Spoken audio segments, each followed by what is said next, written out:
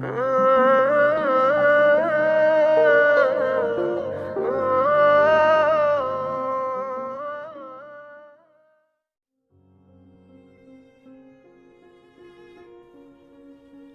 মনে করিস আমাকে মনে না করে তুই দিব্যি ভালো আছিস, তাহলে শোন, আমি ভালো আছি তোকে মনে করে নয়, আমার নতুন সঙ্গীকে আমার বুকের বাপাসে জায়গা দিয়ে।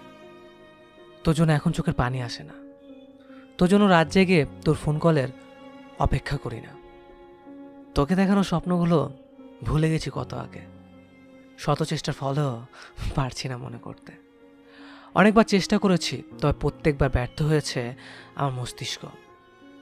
তো সব ছবি যেন মোবাইল থেকে হারিয়ে গেছে, শত ব্যাকআপ অ্যাপস দিয়েও যেন ফেরাতে পারছি না তোর হারিয়ে যাওয়া ছবিগুলো। তোর মন গিরগিটির মতো, তাই খুব তাড়াতাড়ি ভুলে গেছিস। আমার মনটা গন্ডারের চামড়ার মতো, তাই কষ্ট পাবার পরও তোকে নিয়ে লিখছি। এটাই শেষ লেখা তোকে নিয়ে। সব লেখার অর্থ লাগে না, অর্থ ছাড়া লেখা যায়, তবে বুঝে নিতে হয় আগোছালো লেখাগুলো। যে মানুষটা অনুভব করতে পারে লেখাগুলো, সেই হয় তার কাছের মানুষ।